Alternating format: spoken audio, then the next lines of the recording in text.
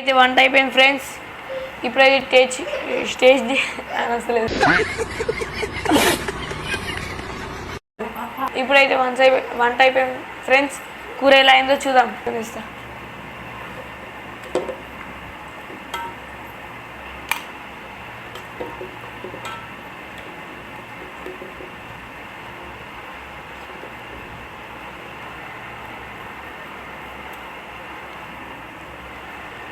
First బొగ్గ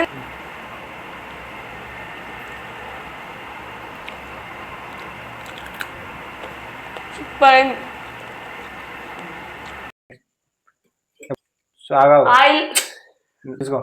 oil అయితే వేరెక్కింది.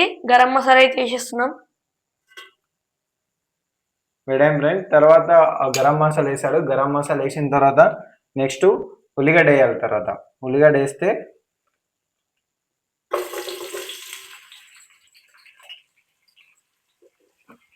పైకి పెట్టుకో కాలుతుంది. ఉల్లిగడ్డ మొత్తం వేసి